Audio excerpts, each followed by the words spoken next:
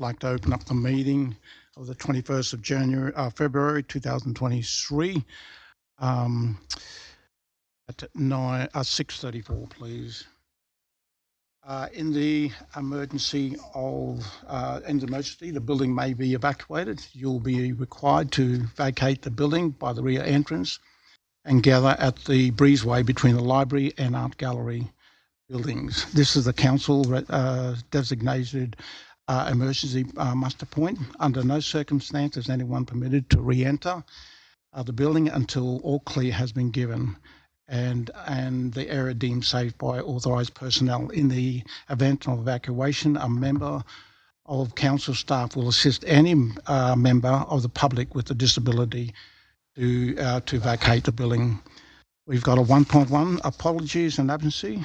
Mr Mayor, Mr CEO, we note that we have the Mayor and Councillor Duffy at a conference. I'm happy to move that, Mr Deputy Mayor. Thanks, Mr Whitten, the seconder. Thank you, Councillor Evans. All in the grids? Thank you. Moving on. 1.2, live streaming. The council meeting is being live streamed and recorded. By speaking at the council meeting, you agreed to be live streamed and recorded. Please ensure that if and when you speak at the council meeting, that you ensure that you are respectful to others and use appropriate language at all times. Orange City Council accepts no liability or any defamation or offensive remarks and gestures made during the course of this council meeting. A recording of this meeting will be made for administration purpose. We have a new process over there, and 1.3, I would like to ask Councillor Steve Peterson to do acknowledgement of country. Thank you.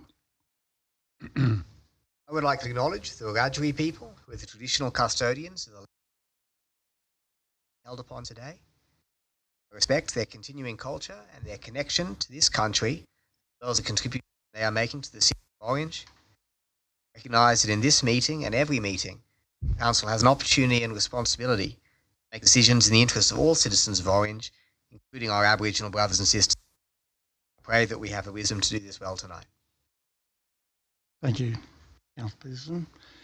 Okay, now 1.4, declaration of interest. Does any councillor wish to declare conflict of interest in any matters in consideration of this meeting? We'll start with Mr Winton on the left, please. Thank you. Thank you, Mr Deputy Mayor. Item 5.2.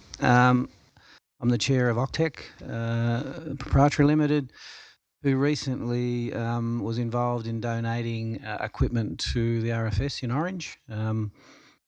I've been briefed by the CEO. It's not a pecuniary interest, and I'll be staying in the chamber to take part in the debate. Thank you, Councillor Winton. Councillor Tamer. I also would like to declare a non-significant, non-pecuniary interest to item 5.2, the use of the Redmond hangar by the RFS, as my late brother-in-law, Stuart Clark, was a former captain of the Canobolas. Thank you. Zone. Councillor Malata. Thanks. Mr Deputy Mayor, item 5.7, palliative care hospice in Orange. I'd like to declare a significant non-pecuniary interest, given that it relates to considering state election priorities, and I am a candidate in the state election. So I'll remove myself. Thank you, Mr. I would like to declare the same, thank you, and I'll be leaving the chamber. Thank you, Mr. Councillor King. Yeah, I'd just like to declare a pecuniary interest in item 6.1, the closed session, and that my husband has done some work for the company that's been considered items. Yeah, Mr Deputy Mayor, thank you. I'll declare an interest in less significant non-pecuniary in item 5.2, as at times various community clubs have been a customer of my business, as have many. I've been briefed by the Director of Corporate and Commercial Services. I will remain in the chamber and vote. Thank you. Thank you, Councillor Evans. Thank you. Yeah, Mr Deputy Mayor, I'd just like to say that I have a non-pecuniary interest in closed meeting item 6.1, as my employer has a building in the Astle Drive area, and a business associate, Western Freight Management, also have a building in the area. As these interests are not directly related to the meeting item, I'll remain in the chamber and vote on the issue. Thank you very much. wonderful. We'll move on to 1.5, opening prayer by Pastor Farrell. Is he? I don't see. Pastor Farrell. He's not here. I did notice he wasn't here. Yeah, cool. Okay, we'll move on now to the missed meeting, and the council will adjourn to conduct the open forum. We've got a fair few visitors here and guests here tonight that will be speaking, so we'll please be aware there is a 5-minute time frame to your opportunity to speak to the chamber here tonight. And I'd just like to welcome to, first of all, Lisa Cobb from the Canobolas Lions Club, please. Thank you. May you take to, yes, please. Thank you. And just before we beginning, just like to introduce you to all the councillors. We have Councillor Winton, Councillor Greenhow, Councillor McDonnell, Councillor Mallard, Councillor Peterson, Councillor Malato, Councillor Kinghorn, and Councillor Evans, and Councillor Floyd, please. Thank you very much. The opportunity. I'm Lisa Cobb from the Canobolas Lions Club. We are a volunteer-based service organisation that relies on volunteers, mostly retirees in our club. We share the hangar space with 7 other volunteer service organisations, which we work well with, and we have exactly the same goal: the people of Orange and the community of Orange. We receive no government funding of any sort. Every cent we make is raised from the functions that we hold and the hard work from our volunteers. Every cent we earn goes back into the community. It goes back into the community of Orange and the people of Orange. And we're proud of our contribution to our community. For example, we provide a $5,000 scholarship to the Orange Hospital for a nurse to study each year. We brought the prostate diagnosis machine for the Orange Hospital so that men wouldn't have to travel to Sydney for the procedure. We provide all sorts of families with help when they write and ask for it. Don't get us wrong, we totally value and recognise the service of the Rural Fire Brigade, everything they do for this community, and this community could not do without them. Prior to moving into the Redmond hangar, we were out in the wilderness. So we are very grateful to the Orange City Council for making this hangar available to us. Without this base and being back out in the wilderness, pulling together functions would be a complete logistical nightmare. We would have equipment and stock dispersed all over Orange at our volunteers' homes. So pulling a function together would mean a freezer over here, a barbecue over here. And pulling something together like that would be an absolute nightmare. So bearing in mind also that most of our volunteers are retirees, travel sometimes is a bit of a hard feat for some of them. So this would minimise our contribution to the Orange community. The alternative spaces offered to us are totally unsuitable. They don't allow us to store our catering caravan, our trailer, our fridges, our freezers, our barbecues, our stock and everything else that goes with it. Just for effect. Got a bit of power. Got God on your side as well. Well as not providing a safe environment for us to store and prepare our food in readiness for our functions. The hangar is an approved place of security and occupational health and safety relating to food and its storage. It allows us to store perishable and non-perishable consumables in a safe, refrigerated environment which meets Council's approved standards. It also allows us to get together as a club to clean and repair our equipment in order to maintain it. Anyone here who has been part of any of the 3 tiers of government knows that it cannot pay for what volunteers contribute to this community. They are normally the backbone of every community.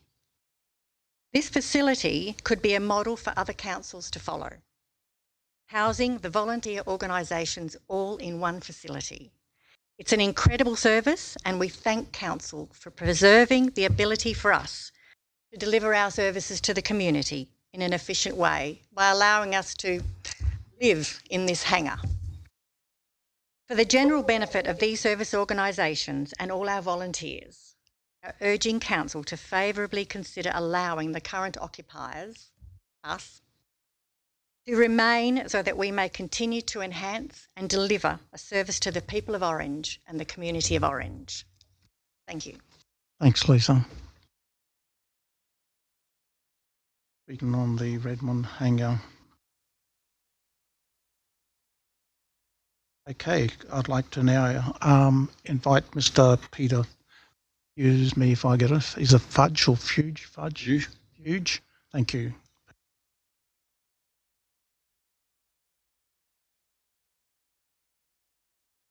Thank you, everybody, for the position of being able to speak to you tonight. I'd like to support what Lisa has said because as another Lions Club, it's all very real, all the things she mentioned. Ron Parry from our club back in 2015 talked to members of the Counteree vacant sheds, buildings they had which weren't being utilised, somewhere where we could do what we do at the hangar, and that is store our equipment safely and securely and be able to access it fairly easy. So when the hangar come along, that was a little bit like Christmas. Lisa has said, and I support, we are just able to do what we need to do within the hangar space. Central area is large enough for the service on the caravans, their trailers, whatever. The lockable rooms off to the side allow us to store our Christmas cakes, our valuable football jumpers coming up for auction, our gazebo information, banners, all sort of that sort of thing can be locked in the small. It's easy to access. The code on the door, you can walk straight in. You need to go to your other room, get in and out. The meeting room is very valuable to us. We had some smaller dinners up there, but when there's a district zone meeting, which might only be 6 or 8 people, but it's an ideal place they can find and go to.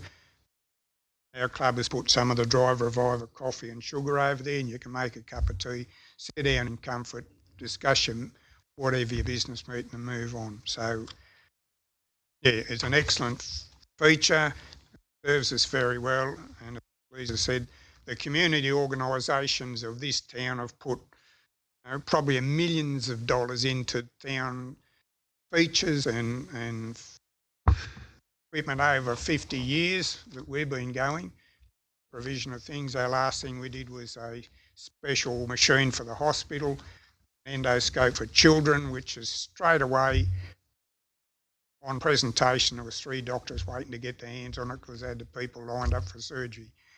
Children don't have to be flown urgently to Sydney with life-threatening problems with things they've swallowed. Been able to provide that through our foundation and our club, sort of thing we've been doing. I've been a fire and rescue person for over 40 years. I understand where the Rural Fire Brigade's coming from, but I don't think it really fits their needs adequately.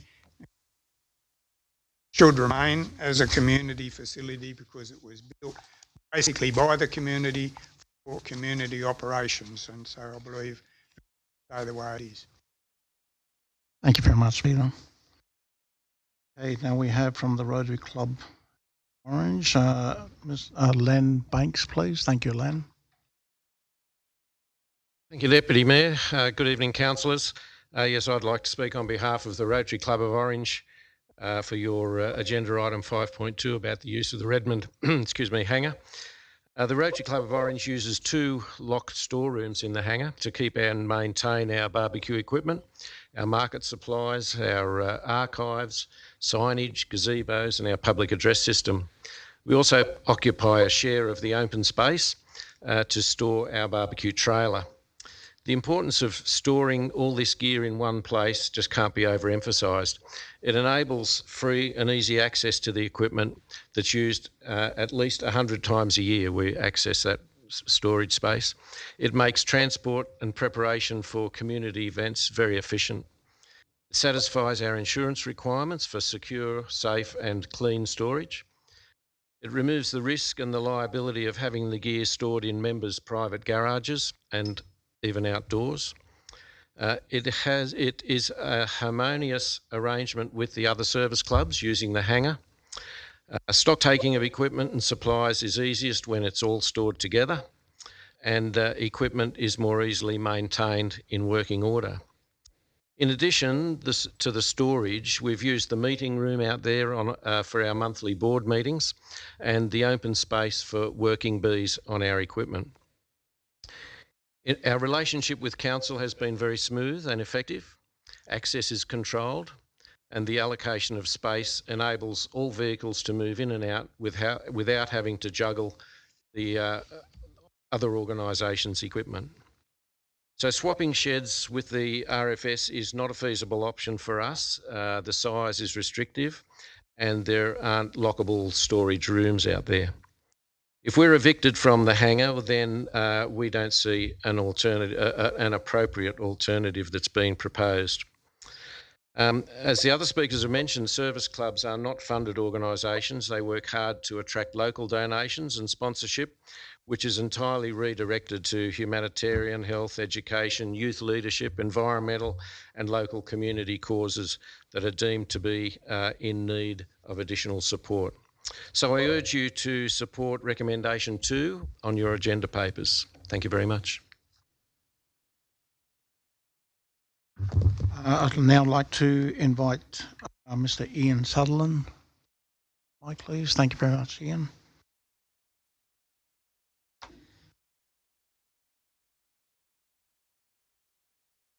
Deputy Mayor, councillors, thank you for your time tonight.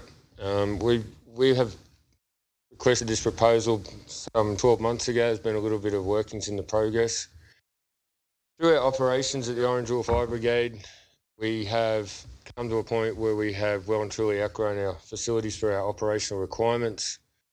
Out of our brigade, we will do your bush and grass fires, we'll do motor vehicle accidents, we'll do house fires, building fires, structure fires, search and rescue, work with New South Wales Police and assistance with the SES, as long as one of our other major roles being our operation within the Canobola zone between Orange and Cowra Air Base. I've been in the brigade 19 years, captain for the last 5, and it's challenging at times. And yeah, now we're just at the point where we're reaching out for more support in our storage of our equipment. Currently at the moment we have our 2 first response trucks stored in Margaret Street. We have our tilt tray support vehicle for aviation and other incident management stored at Orchard Road at Spring Hill. We have a communications vehicle stored in the back of Lucknow Station, which if we require a lot of these vehicles, we get one of our members to go and find a member from one of those stations, open the station, access the equipment, bring it back to either our station or back to the fire control centre, pick up the required gear, which in a major response incident is quite timely and time can be critical for us in those incidents. Over the last several days, since Friday last week, our volunteers in our brigade, we have around 70 volunteers at the moment, and it maintains a steady figure through from juniors through to onto the retired people. Everyone has their different roles. Then in the last 3 days, Friday, Saturday, Sunday, we attended 7 incidents with a total of 254 man hours in those 3 days. And then again last night, we had a call for crews to assist at the fire at Cowra.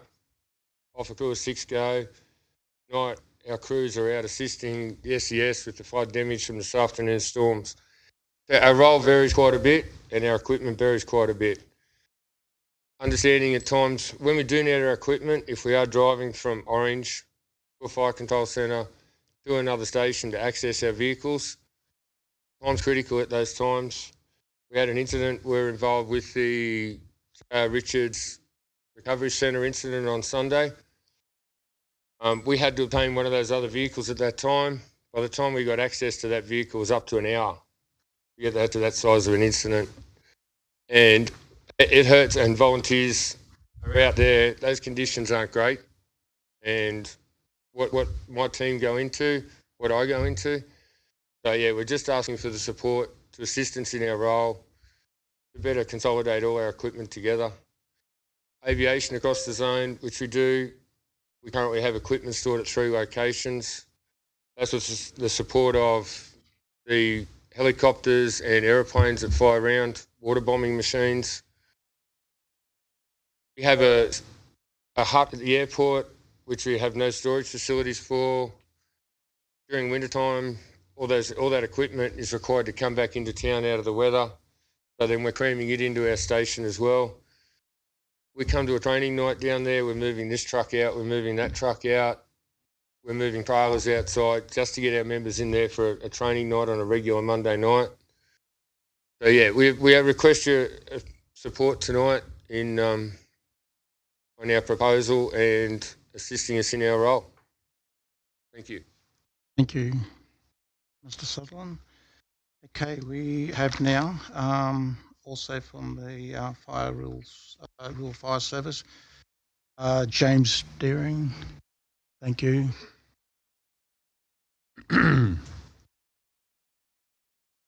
evening and thank you, Mr. Deputy Mayor. My name's James Deering. I'm here speaking in support of agenda item 5.2, the proposed relocation of Orange Brigade of the Rural Fire Service to the former Care Flight Facility, Redmond Hangar. I will declare a vested interest. I'm a volunteer member of the Rural Fire Service. I'm also a member of Rotary Orange Daybreak. I fully support everything that every other community service tonight has said. They do wonderful things. Totally understand it. Up until a few minutes before the meeting started, I was going to actually read onto the record a verbatim extract of an email sent between the 3 Rotary clubs. Subsequent to that, I've now found that our positions have changed, so I'll just be speaking on behalf of Rotary Orange Daybreak tonight, and we're still maintaining our support of from Redmond Hangar to the Margaret Street RFS facility. And that was the position last year. As I said, I was going to read onto the record the extract from an email last year where we did have agreement, but 2 of those positions have changed, so I think it's unfair for me to comment on that and just put forward the Rotary Orange Daybreak position that we are in support of the move. Thank you. And finally, we have now Jenny Hazelton, the Palliative Care Hospice in Orange. Thank you, Jenny. Hello, everyone. Lovely to see. I must say, in the years that I have been attending council with sporadic causes that I've been involved with, like aquatic centres and youth refuges, and you're the best turned out councillors I have seen. Fully groomed and dressed, and congratulations. Thank you very much. We would like to thank you, Orange Push for Palliative, for this opportunity to speak to the paper that we have, because obviously if you've been reading in the paper recently or listening to the news, the quest for a hospice in Orange has really hotted up, and today there's a lot of information in the papers that are attached to the recommendations that are from Scott Maunder. So I'm not going to rehash that sort of stuff. I'm going to tell you a bit about what's been happening today and why things are so important to us and why we are really pushing for a hospice. So what's in your papers are the basis of the submissions that we put to the Minister for Regional Health, Bronnie Taylor, last year in September, and also to the Premier, Dominic Perrottet. We sent the same submission requesting an interview. So I don't think that the quest for a hospice has come out of the blue. Ever since we lost Uniting Parkwood, which was the 4-bed trial, which we had for 18 months in Prince Street, we have been, and it was, we were bitterly disappointed that we lost that opportunity, because it was a great place and we got fantastic feedback. Since that time, we did some heavy negotiation in the middle of COVID, and thanks to Catherine Nowland, the General Manager, she engineered the creation of the Hops Ward in Medical Ward A on the ground floor of the hospital. And we got 2 palliative care beds there designated, which means that no one can go in it. The thing that we need to recognise is that those are end-of-life care beds between 3 to 7 days. So when we're talking about our quest for a hospice, the palliative care journey is this long, and end-of-life is about this long. And what we are looking at in a hospice is to give people the opportunity to deal with the whole aspects of a life-limiting illness. One of the things we are very concerned about is for young people under the age of 65, many times they will end up in an aged care facility if they don't die quick enough. Now, that sounds very brutal, but all of us here have had experiences with either family members or close friends that have ended up in their 40s, in their 50s, with children and teenage children, ended up in an aged care facility, totally unsuitable. And the good thing is that the federal government, which is another area that we're going to be looking at, the federal government is very, very keen to stop all of those admissions to aged care facilities. So there's a little thing called YIP, Younger Persons in Residential Aged Care, and many of them require palliative care because they have life-limiting illnesses. So, there's a whole lot of reason why we need a hospice, and that it's not going to cut it to nurse people in acute care hospital with a whole lot of stuff going around. So we've also realised very quickly, and we said right at the start, that 2 designated beds were not enough. So we've always said that we want more. We've always been ambitious for our community. So today's announcement, which was, I'd have to say, disappointing. There was an announcement made by the government about allocation of $3 million in funding to cover the addition of doubling the size of the beds, the palliative care designated beds at the hospital. So we think, and they weren't clear, that it would go from 2 designated beds to 4 designated beds. That doesn't address issues that we have, and we actually weren't asking for that in our submissions. And the other part of the allocation was for in-house, in-home palliative care support, which we have no gripe with whatsoever. But that funding, you need to know, that it came out of a bucket of $743 million. The $3 million allocated to Orange represented 0.4% of $743 million. And may I then tell you about our concern for equity across regional areas.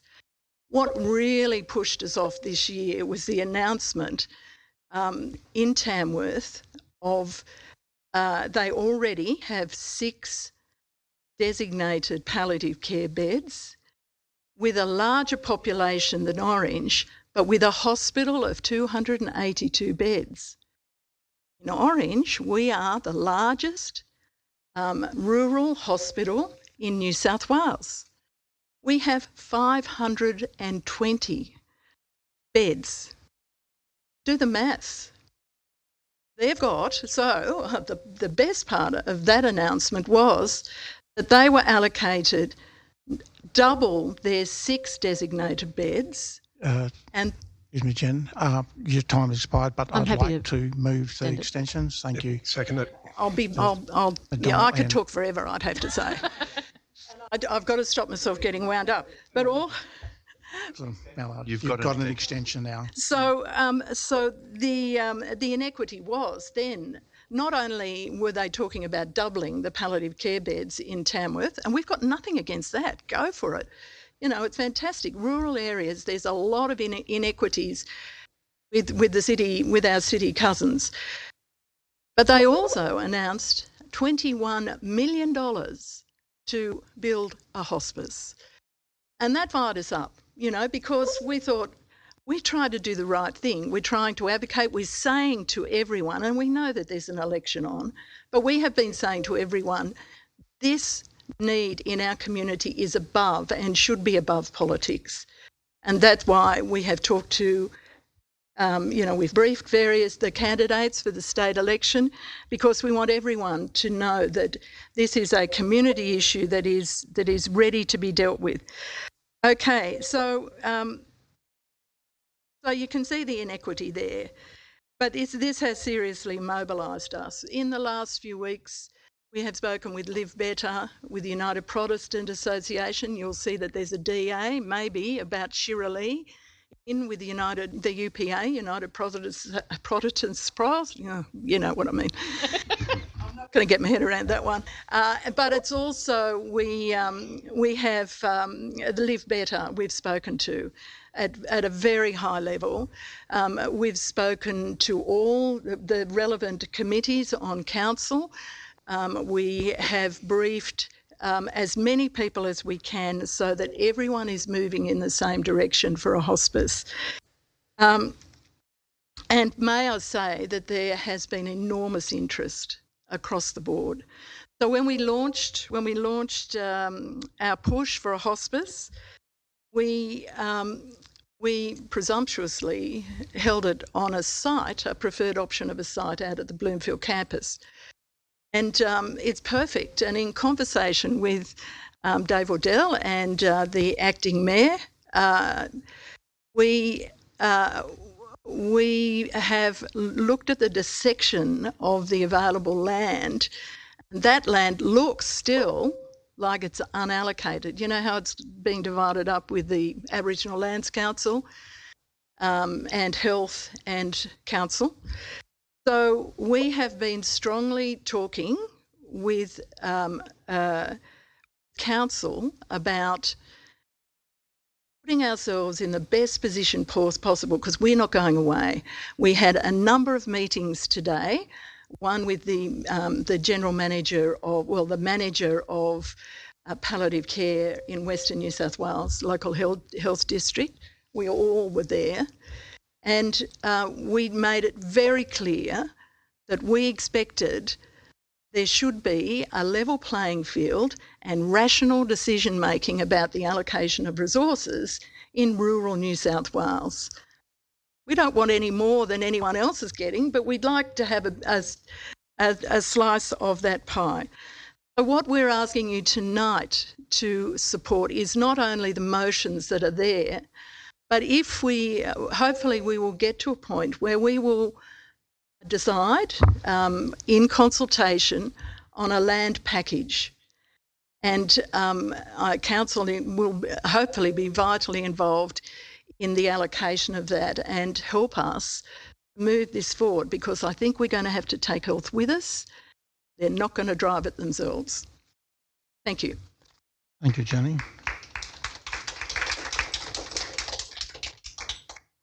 I'd like to thank all speakers and all supporters for coming in tonight. It's vitally important that you all are here to voice the opinions of the community and those who that you support for this.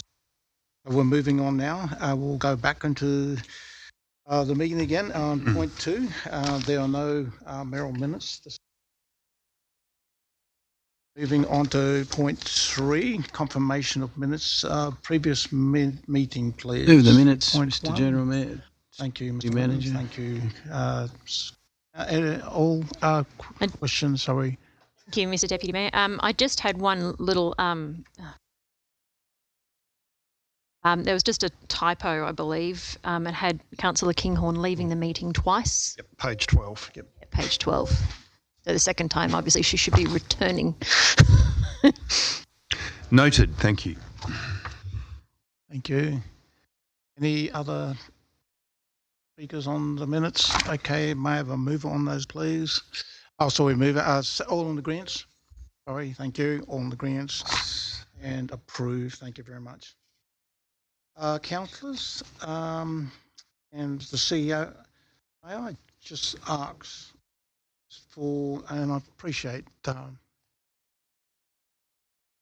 orders here, we move 5.7 forward now, just so that we can, because there is a fair few motions beforehand, just so is that okay? Can I get somebody to agree with that there? Thank you. Just Kinghorn, thank you. Kinghorn, Councillor. Yeah, so I hope you don't mind. I hope vote on that. we'll vote on that. All in agreement. Thank you, and thank you, Mr. Mileto will leave, and also Mallard, and just so that we just support yourselves so that you're not here too long in the meeting here. Okay, 5.7. So sorry, audience, you're clear. Your item is now being moved up, so you can go after this. And someone can I'm not trying to kick you out. Should you wish to? move on that motion, please. Happy to move that. Seconder, thank you. And I'll have Mr. Sorry, it's been a long day just chasing those planes trying to get into town. They all thought I wasn't going to get in because of the storms. They were going to get in somebody else. Don't worry, we had contingencies. Okay, 5.7, the palliative care hospice in Orange. Any speakers on this there? I'll start with Councillor. Thank you, Mr. Deputy Mayor. As a medical doctor, I've seen palliative care performed well and not so well. Dedicated unit with dedicated staff improves outcomes. Identifying the hospice as one of a small handful of election priorities will allow attention and media focus, issue and coordinated lobbying by all of us. Thank you. I'll have Councillor O'Donnell, and then we'll work on here, please. Thank you, Mr. Deputy Mayor. Obviously, I'm more than happy to support this. Similar sort of comments to Councillor Peterson. In my nursing career, I've seen it done well, and I've seen it done not so well, and absolutely support. This is a vital thing that our community should be having in the way. Thank you. Councillor Kinghorn. Yes, thank you. Also support this completely. One of the ways that we can sort of assess what sort of a society we are is how we treat our vulnerable people, and palliative care is a really big part of that. And again, in my work, I see people going through this process all the time, and any support that we can give them, we should be doing it. I saw Jenny Hazelton this morning and asked how she was, and she said moderate, and that's because they'd been given a couple of crumbs by the local politician carrying on. We don't want that. We want the whole lot, and I think we need to not just say, yes, let's support this. I think we need to get out there and really lobby hard for it, because we deserve it as much as Tamworth and as much as anywhere else, and we really do need to look after people who are dying and their families. We really do. Evans. Oh, sorry. Councillor Floyd, please. Thank you, Mr. Deputy Mayor. Yeah, I'll be voting 100% for this initiative. My understanding, as has been backed up, with only 2 beds available, they're mostly always utilised. A further facility is a must for this city, and I know that our incumbent independent member is fully supportive of this initiative as well. He's been an outspoken supporter of this in the past, and has indeed tabled a petition to Parliament containing over 10,000 signatures for this exact initiative. So it's my firm belief that we've just got to go ahead and do this. Thank you. Thank you. And yeah, that's Councillor Whitman. Thank you, Mr. Deputy Mayor. I suppose in 20 years on local government and working with, and I've heard Jenny speak many times in the group, every time there's an election, we hear we're going to do stuff, and then it goes away, doesn't it, Jen? Like everyone makes promises. I think the thing we've got to commit to as a council, because there are many groups who've been fighting for this, and we seem to have all the other mechanisms for life in place, but once somebody has a particular illness that's going to cause them that they can't be saved, we forget about them. We don't forget about it as a society, but the system seems to.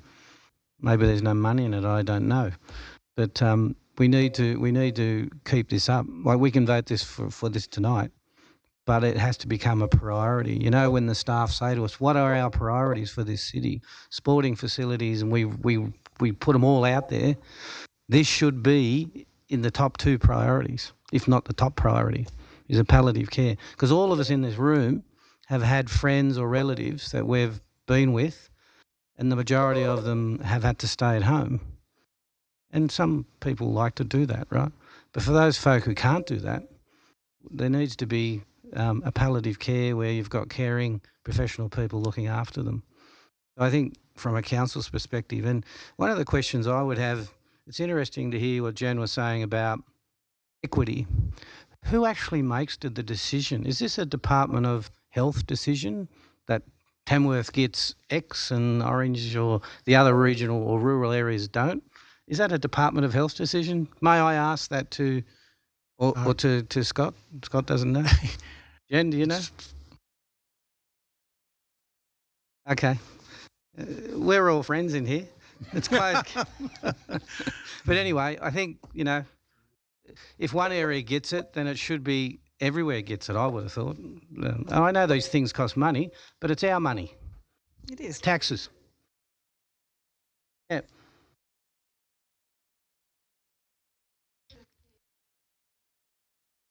Dead right. Correct. Anyway, thank you, Mr. Deputy Mayor. I've been on the soapbox long enough. Thank you. Councillor Greenhill. I'd just like to speak in favour of this motion as well. Recently losing my brother-in-law last year through renal failure, he ended up in Cowra for a number of weeks in denial that he was going to get better. And when we finally made the decision to bring him back to Orange because they finally found a bed for him in palliative care, he remained in that bed for 2 days. And then the nurses had to have the hard conversation with my sister that there's someone more critical to remove him out of the room, which, was very difficult for them because it was denying my sister and my family the time to spend with my brother-in-law. Fortunately enough, he went back in that room within 48 hours, but within the next 48 hours, we actually lost him. So it's very difficult conversations for those nurses to have, and they shouldn't be having to have those conversations with us and with our families. So 100% support this, and it should definitely be an election priority. Thank you very much. I'd just like to conclude on this. I also will support, and I echo all of the councillors here tonight in relation to of death. It's here. It's always there. But where is the duty of care, the nature of where we have our loved ones to that final point where they are comfortable, they are there, part of it.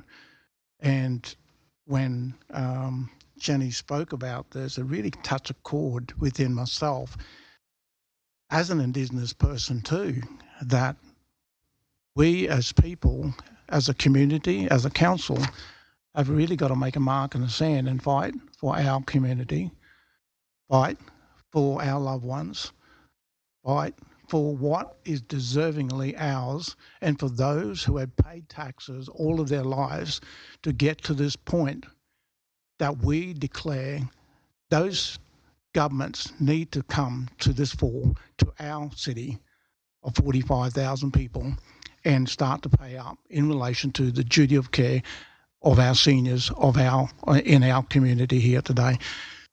So I all in agreement on this. Yes, Councillor Evans. Sorry. Thank you, Mr. Deputy Mayor. I've been fortunate enough to not have to deal with palliative care too much in my life with various loved ones, only maybe once or twice. Till this evening, I was unsure what a hospice was. So Councillor Peterson and Councillor Kinghorn have now explained that to me, and Jenny's presentation was quite informative about, that's 3 to 7 days. The experience I had was a lot longer than that and probably not the appropriate setting. Understanding now what we're aiming to achieve here, like we've said, we really need to get behind stuff like this. It needs to be in that top 2 priorities. I think we've all covered it pretty well, so I'll get off my soapbox, but I think that's pretty good. Thanks, Councillor Evan. Okay, all in favour? Carried. Thank you very much. If you wish to, you may leave now. Thank you. Have a great night. Thank you. We'll just ask for the 2 councillors that have left the chamber to return. Yeah, Mark. I think. Yeah. Beautiful. Yeah.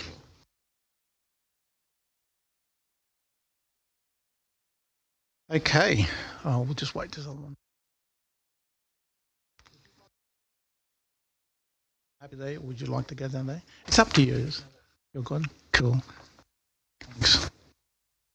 We'll just wait for the other councillors to return and we'll move on to 4.1.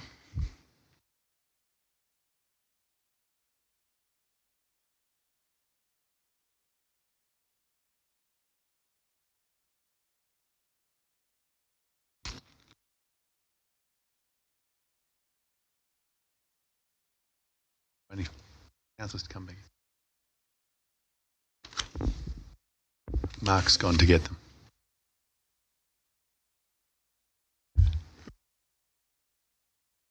Right. Yeah.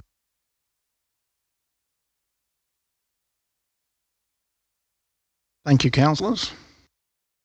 Okay, 4.1, notice of motion of working with children check. Okay. Could we move on that there, please? Councillor Peterson, Councillor Greenhalgh. Okay, any speakers on this motion, please? Yes, Councillor Peterson. My motion was that working with children check be mandatory as part of the induction documents. Councillors for the next election. I actually raised this because I was surprised this was not part of the process already.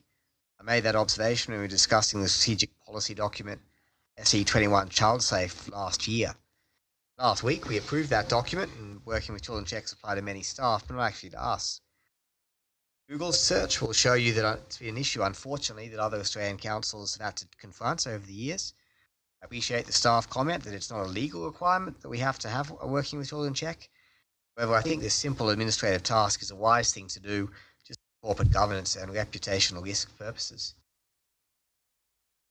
Thank you, Councillor. Councillor McDonald, please. Thank you, Deputy Mayor. Look, I'm more than happy to support this. Like Councillor Peterson, I was quite surprised that it wasn't a requirement already. Just a comment regarding it says the financial resourcing implications that they currently cost approximately $80. I do believe that there's actually, if you're in volunteer organisations, you get it for free. So it's not necessarily going to be a cost implication, but it's definitely something that we should all have just as a way of sort of ensuring that we're protecting everyone. Okay, Councillor Whitten. Thank you, Mr. Deputy Mayor. Yeah, it's most boards I sit on, you have to do national police checks and working for children, even if the directors don't, if the organisation is doing NDIS or something like that, even if the directors aren't in direct operational contact, which they're generally not, it's still a requirement for company directors. The interesting thing about, I think we raised this in last council, Councillor Taylor and I, is that local government is the only tier of government that you don't do a probity check to run for the office of local government. And probity checks are generally a full national police check, and now working for children, anything that identifies that you've been convicted of a crime, basically. So yeah, look, I haven't got a problem with it. If the only question I would have through you, Mr. Deputy Mayor, to the CEO. I know that we as a council can put a policy in place for the councillors of this current council, but I don't think we would have the power to change the Electoral Commission to say that it's a requirement to nominate as an Electoral Commission act. I think in this motion it's saying that for the next council election, right, those things are run by the Electoral Commission, so we wouldn't really have the power to say that people nominating to run as a councillor need to do this because we don't have that authority, right? We may we can bring a policy into this council and say, right, everybody in this council now, are you going to vote to have a working with children check done now on you while you're sitting as a councillor? Is that probably a fair assumption, Mr. CEO? Yeah, but I'm reading it differently. I'm reading it that an election will be run and series of 12 councillors will be voted in, and then they will do, as part of the induction, a working for children's check. Okay, so it's exactly what I just said. If they fail that, good luck to them. We'll deal with that when we get to it. Thank you. My intention in the motion as part of the... Yep. Thanks, Councillor Peterson. Yeah. Councillor. Thanks, Deputy Mayor. And I think some of Councillor Whitten's comments and questions have just gone to where I was going to go, because my concern with this, I really understand and appreciate the intent of Councillor Peterson in bringing it forward, but I'm concerned that it's not workable, a proposal. First thing is, as the staff report notes, we are not engaged in child-related work and we're not required to get a working with children clearance. I know from another community organisation that I've been involved with recently that wanted to, for all safety's and assurance's sake, begin registering as an organisation to get working with children clearances. They were told by the Office of the Children's Guardian they don't qualify because they don't meet that definition of child-related work. While there might not be a cost if we were to say we're engaging in volunteer work, which I think is probably questionable as something to do anyway, it is putting an additional burden onto the Office of the Children's Guardian, which is already busy processing all of the people who are actually engaged in child-related work. So I'm concerned in those ways, but I'm also concerned going to the issues Councillor Whitten said about we can decide this as policy, but what does that mean, first of all, if a councillor declined to follow it? What mechanisms do we have to take any action against them? Or what if a councillor was refused a working with children clearance? What do we do with that? We have the Local Government Act defines the criteria to disqualify councillors, and we don't have options there. What I would suggest as the way forward, Councillor Whitten's right about other levels of government, having looked at the paperwork for nominating as a state election candidate in the last couple of days, there is a child protection declaration process that's built into the Electoral Act, which governs New South Wales state elections. So that requires anyone nominating to indicate whether they have a current working with children clearance and provide the number, whether they've ever been refused, whether they've been convicted of certain offences, and whether they've ever been subject of an apprehended violence order. They have to provide that information, and it's published by the Electoral Commissioner, and there's then a process for anyone who's successfully elected. What I would propose we consider instead, and encourage Councillor Peterson to take it up if he would like to, is that when notices of motion open for this year's Local Government New South Wales conference, that we might consider a motion to call for a similar process to what happens in state elections, modified as necessary, to be put into the Local Government Act as well. So, but because of those concerns, I just feel like, and I was aware, as Councillor Whitten said, that it was considered in the last term as well, but I just feel like we're passing something that will create extra burden for government agencies when we don't meet the criteria, and also create issues that we don't know what we would do if we actually had any problems with this. So I feel like it's a false sense of assurance we're providing. Thanks. Councillor Greenhill. Can I probably just make a comment? I mean, I'm happy to go with the motion. So there are a couple of loopholes. So I know in our junior football club, it is a requirement that you have a working with children check as a volunteer. However, the loophole is if you are a parent coaching your child's team, you legally do not need to have that. So we decided, our priority is keeping children safe. We require all coaches and volunteers to have a working with children check.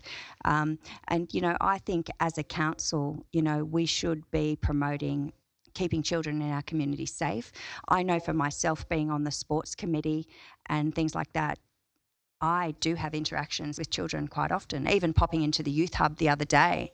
You know, I don't know, you know, what consequences there may be if I didn't have it going there. I mean, I don't know what those are. So, you know, I support both points of view as such. I think it's something we could investigate further. That was my question. If we can we just find out who does have one? We've all got one anyway. Paid. I missed that. Was it I every? don't know if it's current. Have I one? think they run out every 12 So months. Hamling's got one? 3 years. Or something. And Councillor Duffy would probably have to have one being But on he the, would, yeah. So And Jason Hamling's got one, so yeah. Okay, all right. Yeah, I'm actually not going to support this because clearly at this stage we don't need it anyway. I just wonder where it stops. You don't have actually contact with children individually. If you're at one of the childcare centres or at one of those places, you're actually there with people who are actually employed to do that. And then I wonder, you know, if this happens, then do we need to have a police check? Do we need to have a working with vulnerable people check? And where does it end? So, you know, if it becomes a requirement through the state government, then fine. But I'm not actually going to support it today. Any other speakers? Yeah, Councillor Evans. So, Deputy Mayor, I'm also of a similar mind to Councillor Mallard.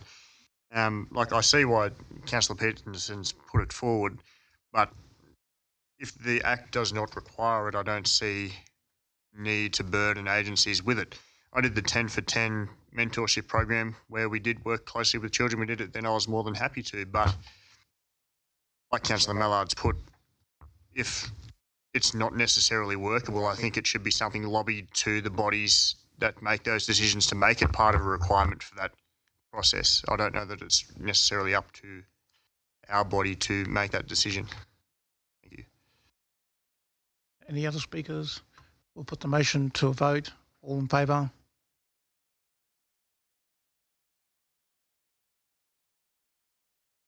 Okay, against?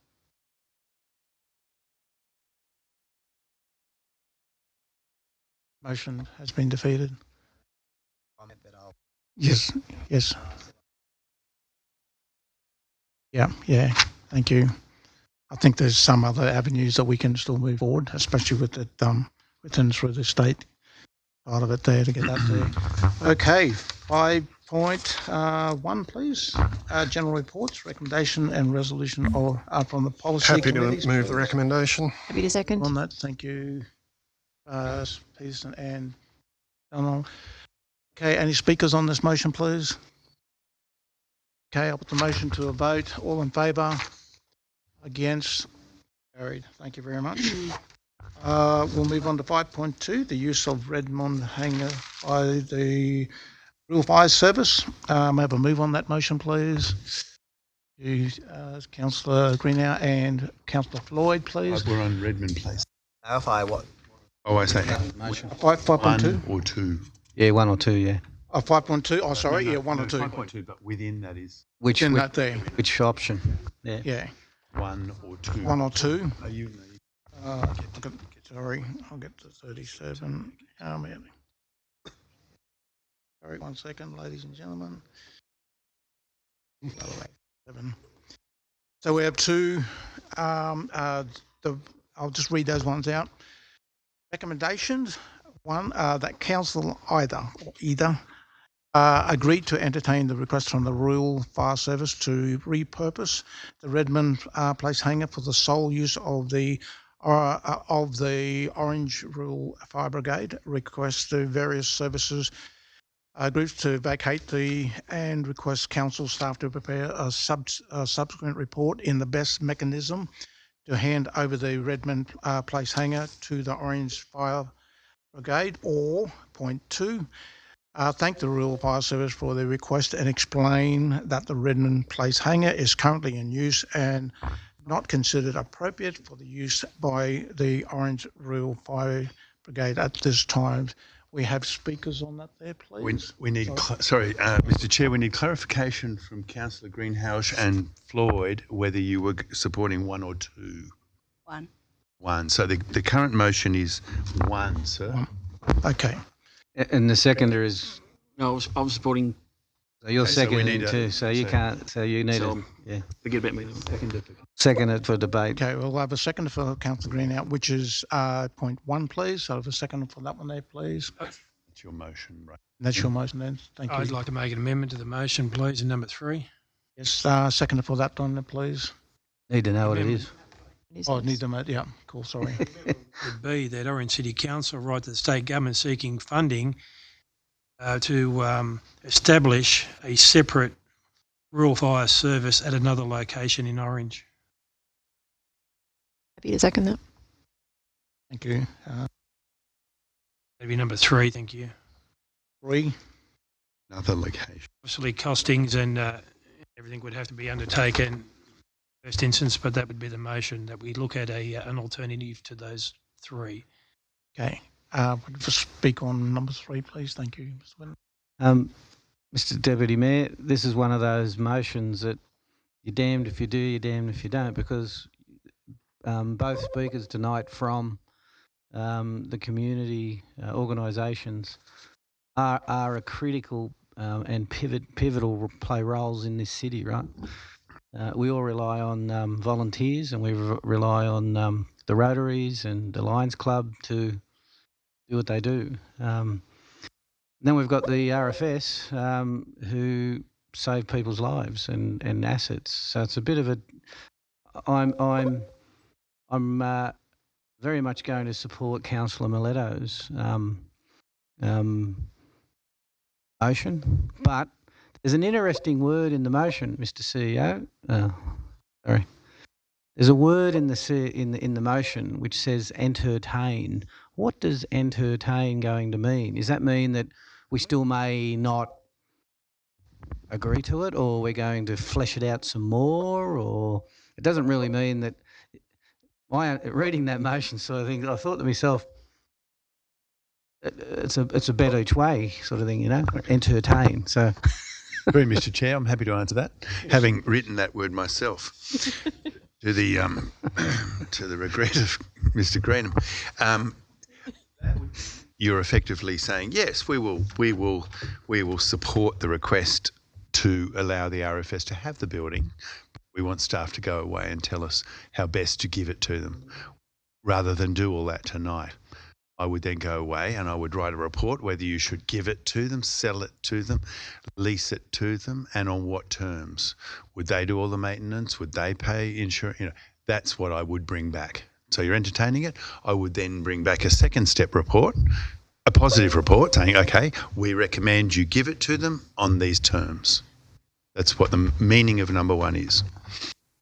Yeah, and I suppose, sorry, Councillor Miller. Yeah, I'll go back to it.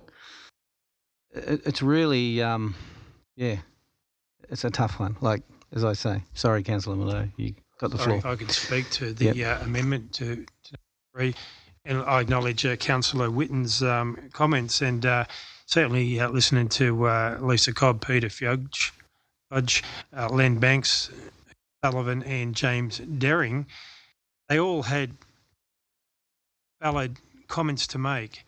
I think one thing that we all do appreciate is the vital service that the Lions Club, the Rotary Club and those other organisations who house that, but also I'm fully aware of the Rural Fire Brigade and the excellent service which they provide. That, and the last thing we want to see is these wonderful community groups in conflict with each other over space. And I know with sport, and Councillor Greenhout would agree with me, that getting a space to have the equipment is vital, because you can't have it in people's garages all over the place because it just doesn't work. All these organisations provide a wonderful service. I think the alternative is why I've suggested the amendment, because that will allow these organisations who provide a valuable service to our community, a valuable service, and which we all really do appreciate. They are volunteers, and as Lisa Cobb said, that there is nothing more valuable than volunteers, and if it wasn't for volunteers, our community wouldn't function in the way that they do. What I would suggest as part of that amendment is that status quo stays as is until a decision is made whether we can actually source additional funding. I wouldn't like to see anything change until such time as that we get a response from the government or like. Lead that, yeah. Councillor Baldo, and then yourself. Thank you, Mr Deputy Mayor. I'll speak for Councillor Miletto's amendment. As Councillor Whitten said, we're damned if we do, we're damned if we don't. It's got two, each hand you've got organisations which are essential parts of our community. I think the big distinction for me is the fact that the service clubs are entirely donations and volunteers, whereas the RFS has some backing from the state government. So from my perspective, given that the service clubs aren't in agreement as a whole on relocating and spreading out all over the place, I think we definitely need to push for the state government to provide a purpose-built facility for the RFS. So first of all, I too would like to thank the 3 Rotary clubs, the 3 Lions clubs, the Orange Farmers Market and the Ladies Probus Club of Orange, along with the RFS, for everything they contribute to our community. I myself volunteer for a lot of organisations. It can be a thankless but also a very rewarding role. I think it's really important we keep in mind that the RFS volunteers are reacting and they're ready to respond 7 days a week, 24 hours a day, 52 weeks a year, to volunteer in our community to save people's lives. That could be our brother, sister, mother, father.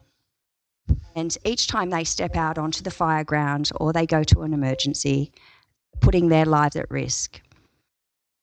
Also, what are the long-term effects on these volunteers' mental health, or what they see?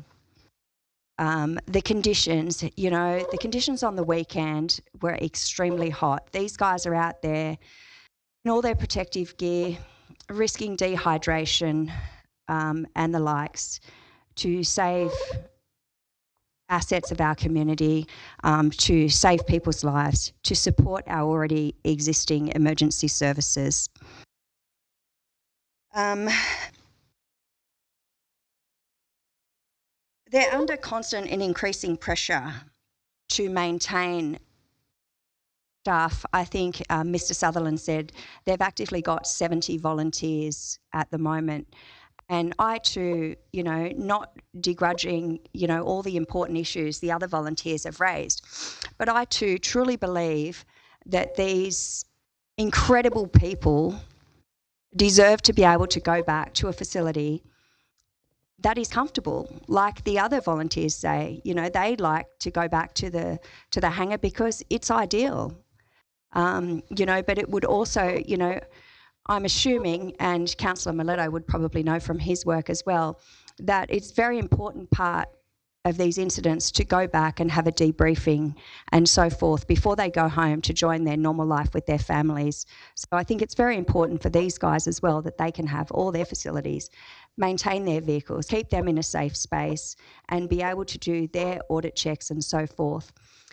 Along with that, I do also want to acknowledge, the concerns about the food preparation, safety errors and so forth for the other volunteer organisations. I truly believe that if we work together mutually, we will be able to come to some resolution that's mutually rewarding for all parties for that to continue to happen in our community. So I really think we should think about this carefully. It is a difficult one and, I don't think, we should be seen as, evicting, I think is a very harsh word, evicting other community groups out of the Redmond Place hangar. I think it should be, we'll look at alternatives to relocate them efficiently to support their continued work in our community so that they too can, run efficiently and effectively and continue to enhance our community. Thank you. Yeah, thank you, Mr Deputy Mayor. Yeah, I'd actually like to support this amendment as well. I've actually got in my notes here I believe if we were to move any of these service groups on, we should have in place appropriate sites already set up that they are happy, that will suit their needs. On the premises, was a community-built facility to be used for the community. The status quo should remain at the moment. So with what Councillor Miletto has supported, if we can get one of these groups, which indeed will mean all these groups will have a safe haven, a proper place to go to and work, then we should look at that option for sure. So I'll actually be supporting this amendment. Thank you, Mr. Floyd. Any other speakers? Thank you, Mr. Councillor I speak Peterson. in the amendment. Otherwise, make a decision. There's an unavoidable implication that we would be arguing one group of another. I'm highly uncomfortable without at least trying what other alternatives exist.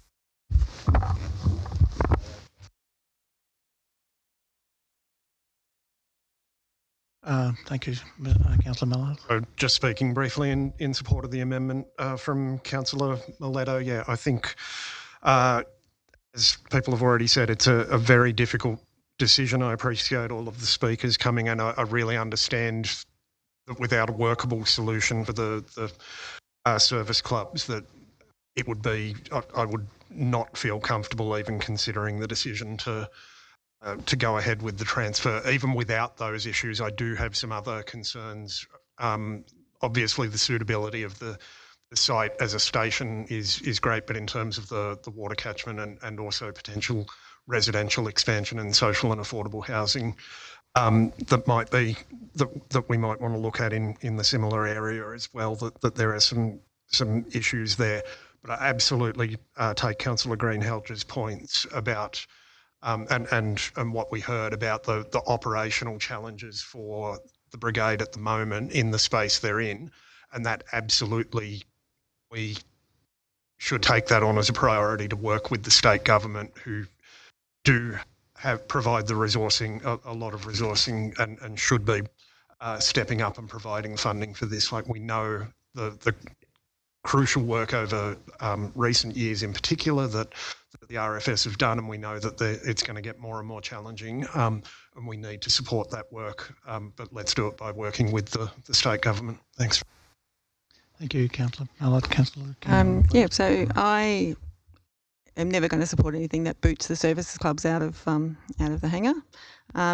When we had the briefing from the RFS people, they were talking about possibly being able to get funding, but that it was going to take 10 years for that to happen, which is not good enough either. But I did wonder even at the time if part of the reason for that was that this was there as a possibility, a freebie, so they weren't prioritising it on that basis.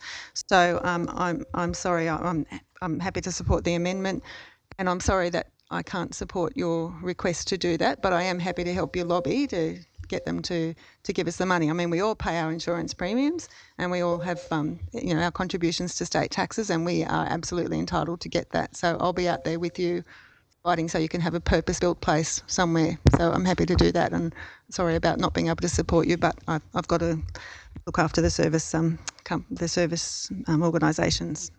Thank you, Councillor Evans. Yeah, thank you, Mr. Deputy Mayor. Thank you, Councillor Miletto, for putting this amendment forward. I think it's imperative with a critical decision like this that we look at every option. And I like Councillor Kingall's words that we're going to look at a purpose-built facility. I really think that is key. And if we can lobby and get the money for something like that, then I think everybody wins.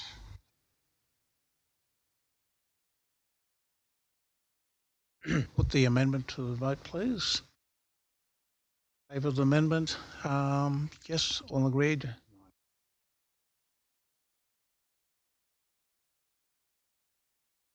Amendment comes the motion. We'll put the motion to the vote, and it's all carried. Oh, sorry, one against. 9-1. 9-1. Yeah, cool. Carried 9-1. Yeah.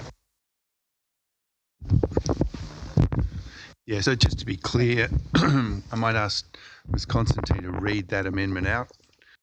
Record. So the amendment that has been passed is that Council write to the state government seeking funding to establish another RFS location in Orange, and that until additional funding or a response is received, current arrangements will continue. Yep. Okay. Wonderful. Thank you very much.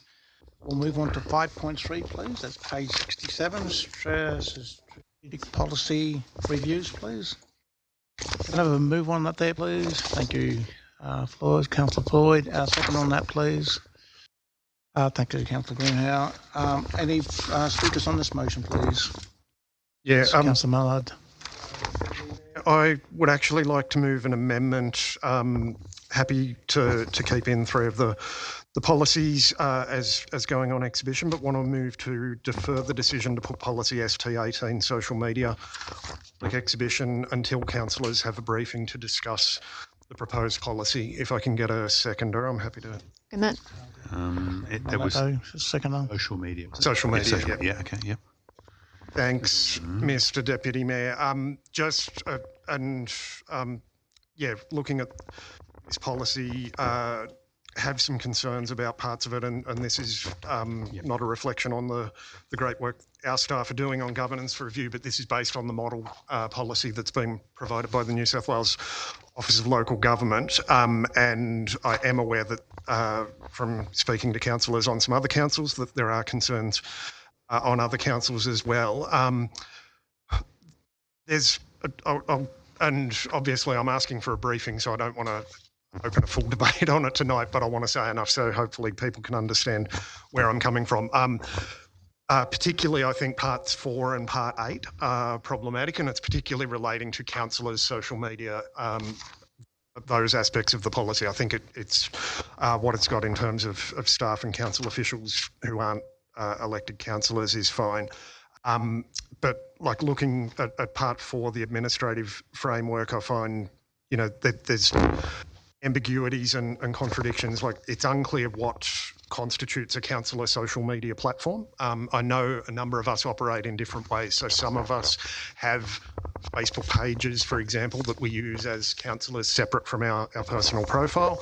We've got others who post and engage about council business online using their personal profiles. We've got people who post on LinkedIn, Instagram, Facebook. Not sure if we've got any TikTokers. The requirements for things like putting councillor in your name, do they apply equally for all of those different things? I think there's a lot of there's not clarity around that. Even those requirements, like the requirement that you name your page councillor, first name, last name. Some of us don't use that, but we use similar but different wording that is actually more informative in some ways, like it says Orange City Councillor. So there's some strange things I find in those sorts of areas. And like there seems to be an inconsistency. There are parts of the policy that say, councillor social media platforms are not official council things and belong separately to the council law, but then we have to put every detail about our council role and make sure we keep it up to date within 14 days and let people know what committees we're chairing and those sorts of things. And then the other area that I think we need to look at very closely is the record management requirements, which is part 8, because this part of the model code appears to be based on a view that the councillors and their individual statements that they're making there are subject to the State Records Act. I would disagree with that, and I know other councillors are disagreeing with that interpretation. And they haven't proceeded with adopting it. So I think the media policy, by contrast, the one that follows, makes a really, distinguishes between when councillors are speaking in an official capacity on behalf of the council versus our capacity to provide our personal views as individual elected representatives. And we can do those things. In the case of social media, I think it's really clear that our individual social media profiles are clearly for the latter type of communication. And especially if we're required, like Clause 4.10 says we have to put in a disclaimer saying these are our personal views, not the views of council. Struggle to see then how, under the State Records Act, council laws aren't a public office that's required to hold state records. It's the council. So it's when we speak on behalf of the council, for example, Deputy Mayor as the current spokesperson of the council or those of us who chair policy committees, Those are official communications of the council. We're making individual personal and often political communications through our social media profiles. I don't see how they become subject to needing to hold the records, arrange transfer of them to the council, and the other obligations that that come under the State Records Act. So I think we need to talk through those things. So that's my purpose in moving those amendments. I wouldn't be comfortable with us putting this out when the reality is when we put these policies out, they get very little public comment. But I think this one really requires us to look carefully at it, make sure we understand it first and decide how we proceed. Thanks. Thank you, Mr Mayor, Deputy Mayor. Can I just clarify what the amendment is? What your amendment is? I'm proposing we put the other 3 policies out on exhibition as agreed. We don't put the social media policy out tomorrow and we get a briefing and talk about it. Thanks.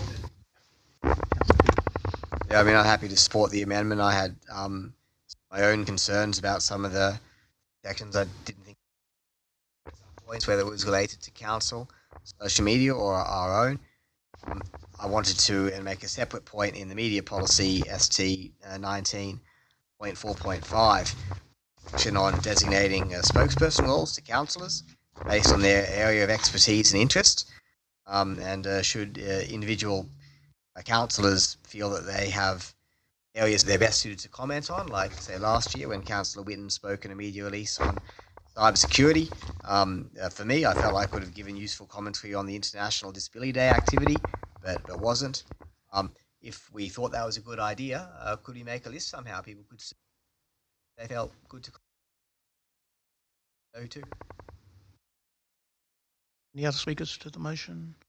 I have a question. Thank you. And this relates to the strategic policy ST20, the community engagement one. I'm just wondering if I can ask through you to maybe the CEO or somebody, how different is this to what we're actually doing?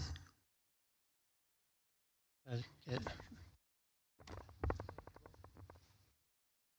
I'm asking because when I was reading through this again last night, a couple of emails from people who live in houses that back onto the Wirraburra Walk, and there's some proposal to put some lighting in there, and part of what they were saying was that something had been said a long time ago, they were supposed to be consulted with and they hadn't been. So I was just curious as to whether this is a new thing or whether this is what I kind of feel this is what we should be doing anyway. Thank you, Councillor. This is what we do. So what's been presented to go on exhibition, there hasn't been many changes to that strategic policy. So how we engage on the spectrum of the IPA to spectrum, what we engage on, what we go out into public exhibition is as it's contained in that strategic policy. So there hasn't been any changes. If anything, I'd say is that we've built our maturity on the engagement spectrum. So we tend to do more in that spectrum than we've done in the past. Not always, clearly. It depends on what we actually are engaging on. Yeah. Okay, so the engagement activities that we're saying to the public that we will undertake, depending on what that piece of engagement is. Okay, so with something like this, does that mean that this engagement will come later with these people, or? In regards to that particular matter, we are actually developing an engagement plan and how we would actually go out and speak to those people and engage more broadly around that issue. So I'm talking about the enhancement or the building our maturity in the engagement model. So previously we would have potentially put things on exhibition. Now when we start to do engagement, we actually get my team to look at an engagement plan and then how do we actually connect with impacted residents and then the broader community. Okay, thank you. Okay, we'll put the amendment vote. All in favour? The amendment comes to motion. We'll put the motion to the vote. All agreed. Thank you very much. Appreciate that.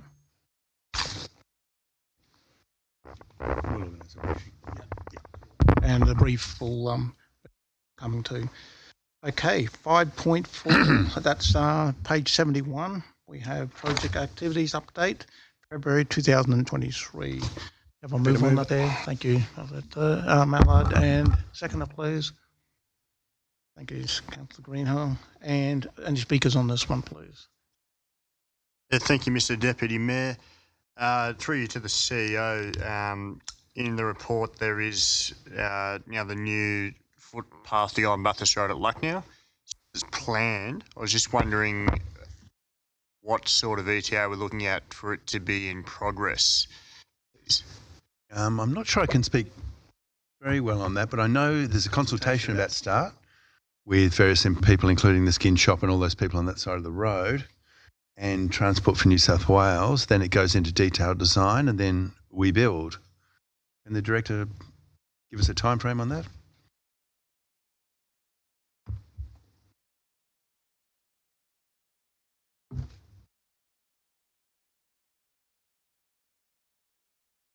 Probably can't. Thank you for your question, and through the chair, I probably can't add too much in the way of a time frame, but I can clarify the process. So there's a works authorisation deed that's been applied through to Transport for New South Wales, and before we can continue, we need that works authorisation deed because we're working essentially on land that the state highway goes through. Thank you. But there has already been consultation with the skin shop about a number of items that have been built out onto the road reserve. Donnell, just one second, thank you. please. One more. Yep. Is it possible to have that information filtered through to the Lucknow Community Committee just so they're all across it, if it's not already been doing so? Yeah, certainly. Nick Redmond, our stakeholder and engagement manager, I think he is, or media manager, he's on that committee and he's also very much part of this engagement process. Thank you. Thank you. Thank you. Thank you, Mr. Deputy Mayor. Sorry, through you again to the director. Same topic. My understanding was that there actually had, in the last few years, already been some design work done on that curbing, guttering, and footpathing. Is that not still usable, or? There's plenty of design work done, but prior to finalising any design work, we need to get a works authorisation deed from Transport for New South Wales. And then Transport for New South Wales may add in some of their requirements that need to be filtered into the design. So there's certainly a concept design. There's been survey work done along there. We're fairly well progressed with that. Once we get the works authorisation deed, and we also need some structures moved that have been constructed out onto the highway. Once those have been negotiated, we can get in and start the works fairly soon.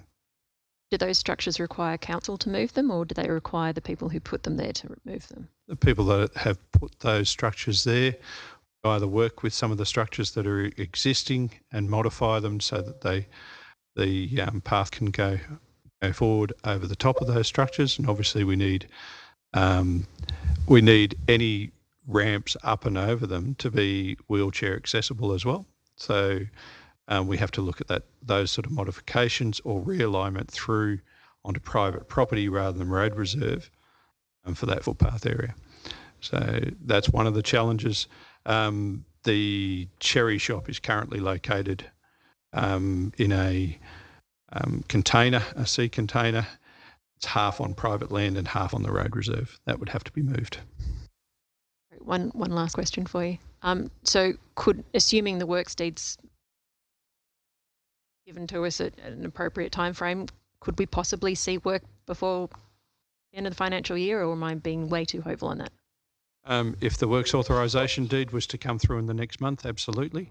But the works authorisation deed has been applied for last year, and it's still waiting for approval. Thank you. Councillor Peterson. So thank you, Mr. I've got two questions as well, both on page 73. Page 73, there is a planning about the Cook Park Rotunda refurbishment. There wasn't anything in there I could see about the Cook Park bird aviary, which is the subject of some discussion and debate last December. Is that in the planning stage, or? Defer to to Director Maunder on that one. Thank you.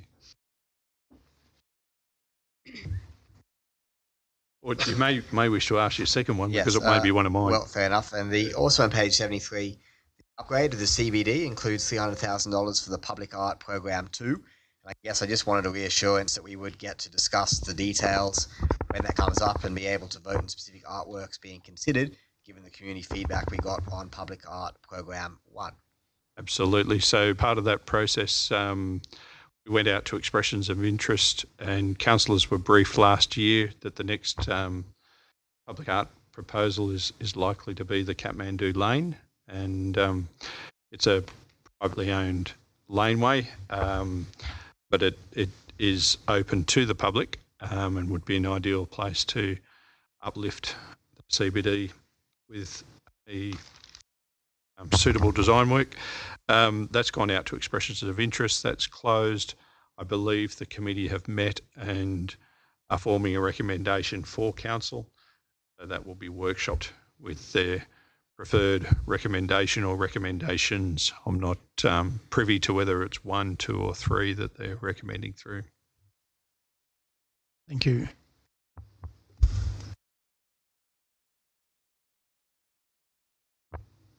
Councillor, the question in regard to the Avery, our staff have commenced looking at that. We haven't consulted the community any further on it at the moment. We'll do that in the coming months. We're also considering it in the terms of the master plan that we're considering for Cook Park and how it might impact on that. So we haven't done a huge amount of work on it, but they have commenced looking at it. Okay, any other speakers on this motion? Okay, we'll put the motion to vote, please. All in favour? Moved, carried. Fantastic. Page 77, 5. Stay there, guys. We might have a question. 5.5, update on outstanding and completion of resolution of council, including questions taken on notice, matters arising, notice and motions. Could I have a move on that there, please? Thank you, Floyd. Councillor Floyd, Councillor Greenhouse. Okay, speakers on those.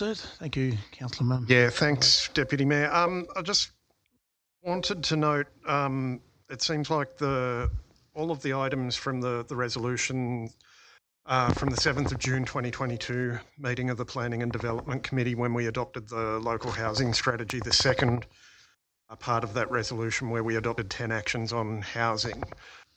Some of them were on these reports for a time, some of them haven't, but really those items I think should be brought back onto future reports so we're getting updates and seeing where things are at. I know we've got money in the budget for the policy work on a number of these areas, so there is progress to report in that sense. But yeah, I think it would be good to keep them all on there, given the importance of the housing work and addressing the housing affordability issues, as well as social and affordable housing in the city.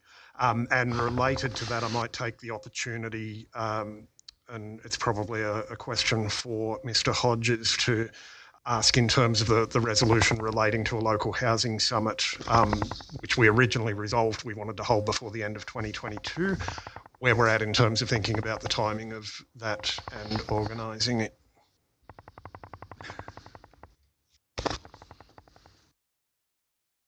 Thank you for the question. Through you, Mr. Deputy Mayor.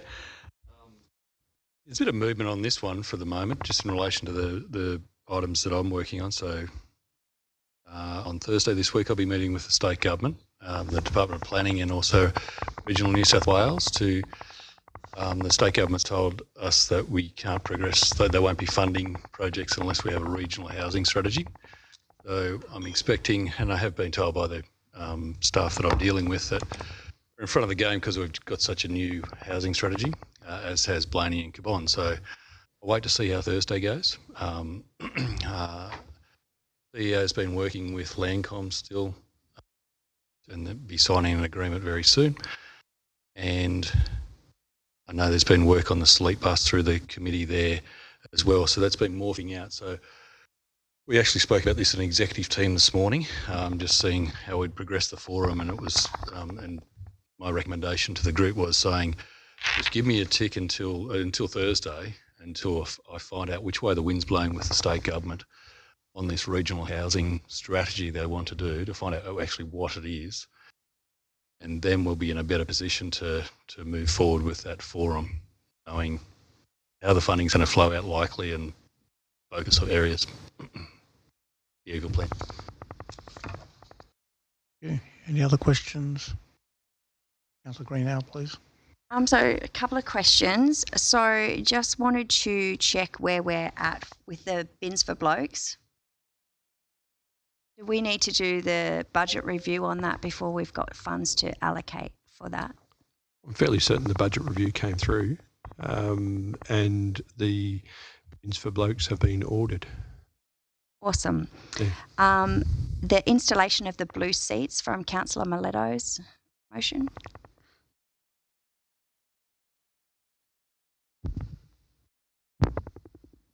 I'm not aware of what's happening with the blue seats exactly. It's not my area, but through Mr. Chair, we've got two experts in the room. Lee Daly's here as well. Thank you, Mr. Maunder. I don't have an exact status update, Councillor, on the blue seats. I know all the sites have been agreed, and I know that we're in the process of having the slabs installed, and then the seats will be installed after that. So I can get some status updates for you on timings for that. I don't have them on hand. Excellent. And my other big one, where are we at with the function centre report? I'm still working on that, Councillor, so I'll get that to you in the next 4 weeks, I think. Thank you. Forward, please. Yeah, thank you, Mr. Deputy Mayor. Through you to the CEO or to one of our eager directors over here. They look like little naughty schools. I can feel the love. Page 78, meeting dated 19th the 4th, to engage willing NRL clubs and other sporting clubs with a prospect of a long-term association with the City of Orange. Is there any feedback or anything on that at the moment? I know we are expecting a report, but is there any updates on how we're going with anything around a delightful sporting precinct? I am talking to a couple of clubs, Councillor. I'd probably not like to talk about that in an open forum, but yeah, they're progressing with those. So I can give you a closed report, I suppose. It'd probably be the best way to do that. Councillor King-Orme. Thank you. This possibly ties in with what Councillor Mallard was asking about, but in July last year I did ask about the chasing up the empty government houses in Orange and how many there are and why they're empty, and I can't even see it on the list here, and I may have missed it. I did look through it a few times, so I'm not sure if it's not done, then to me that means it's still outstanding. So why isn't it on the list and where are we up to? Councillor, actually, one of the items that we were discussing today in ELT was that as well. So I've sent a request off to the Department of Housing today, following up on that one. So I'm just waiting for their response on that one. So I was particularly asking about both vacant houses and vacant lots. I was just asking for the clarification on those, but I'll let you know as soon as I get a response. Okay, thank you. Speakers. Okay. So we've got a pretty good up to date for them. Kind of a move on those ones there, please. All in favour, please. Favour, carried. Thank you very much. We'll go down to 5.6. That's page 97. Of investment. This to January 2023. Happy to move it. Thank you. Mallard and please, Councillor Floyd. Okay, speakers on this. Thank you. Thank you. I've just got some questions. Is the CFO here? I'm afraid not this evening. She couldn't be here, but Okay. Mr. Maunder and I will try to field your questions. Okay, all right. So I've just I've got a few questions. Behave yourself.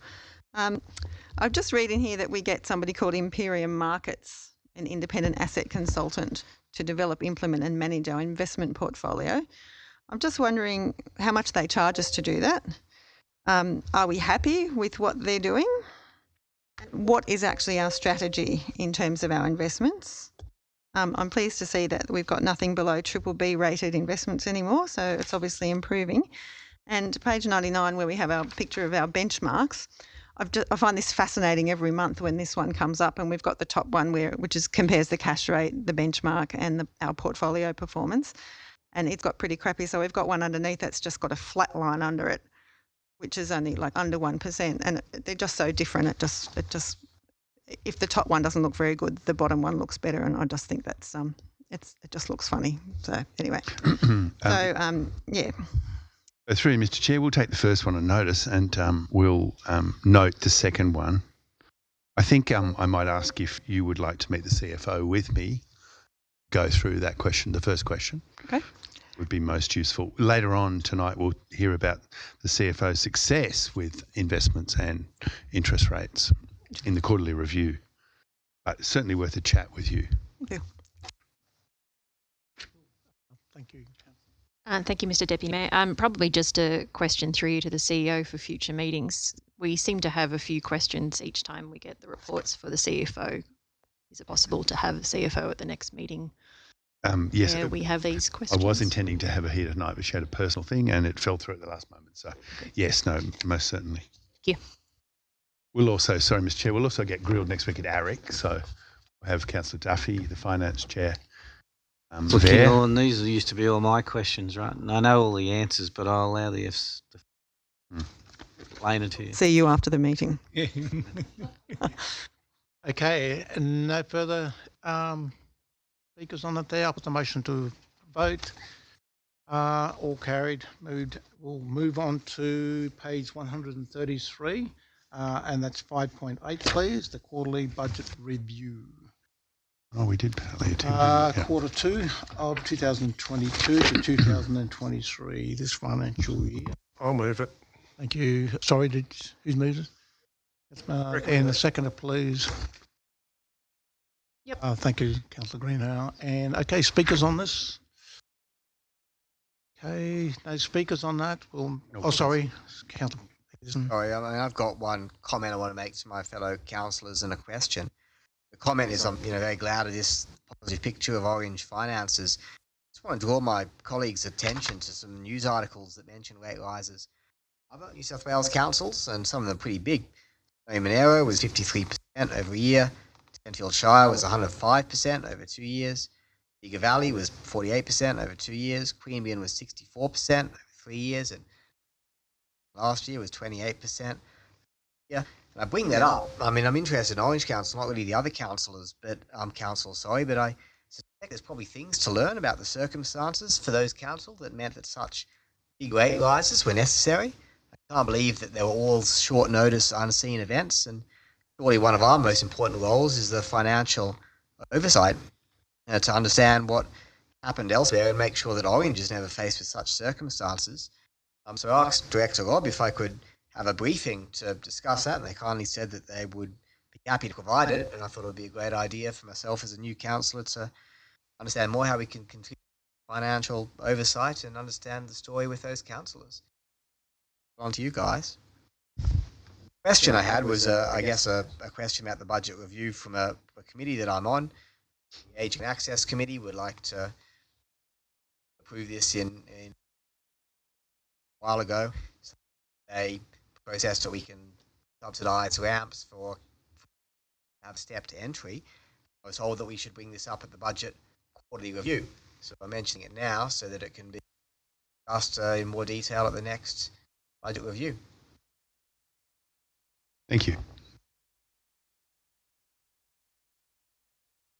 Yep, cool. Thank you. Yeah. Any other speakers on this vote? Favour, against, moved, carried. Okay, page 105.9. This is the event sponsorship program application. Have a move on this one here, please. You, Councillor Floyd, Councillor. Any speakers on this one, please? Yes, Councillor. Just to say thanks to the staff for following up and getting the information, but yeah, I'm happy to support the recommendation to sponsor the event. Beautiful, thank you. Okay, any other speakers? Motion to a vote. Favour? Carried. Move on to point 6, closed meetings. Mr. Deputy Mayor, just have 2 matters arising, if that's okay, please. So, the first one is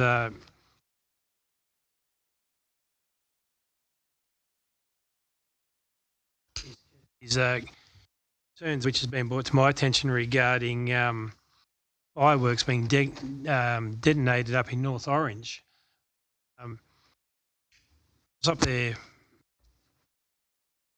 and the amount of fireworks which are being regularly, not just a one-off, but regularly going off up around the vicinity of the shops up there.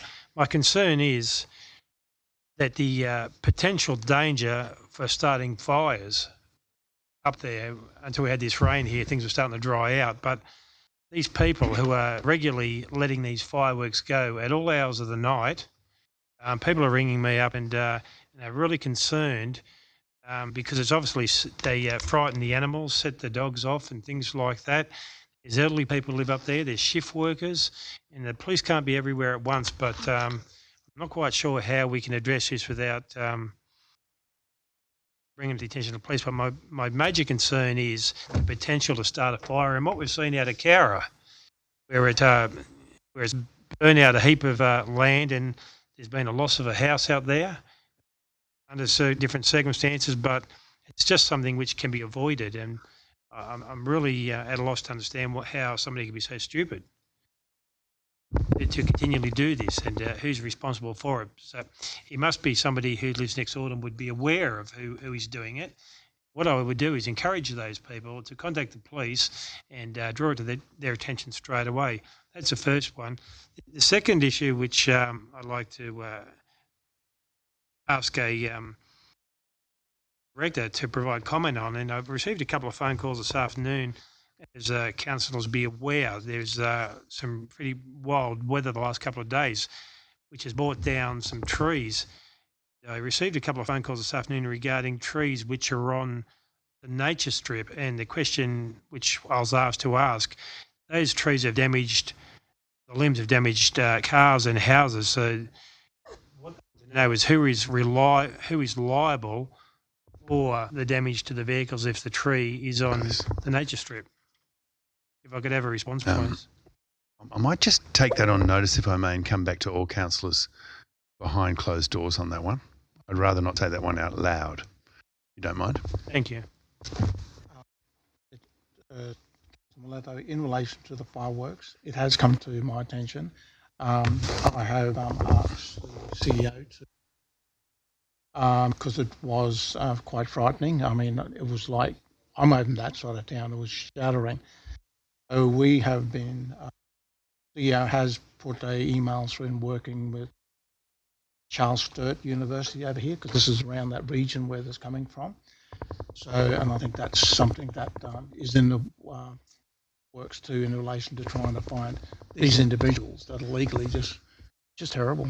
They're just really terrible. Great. So just a question. That Tony, Councillor Muleta, they're the ones that happen, during the week. There was one on Sunday night. Was that part of the showground event? Was it?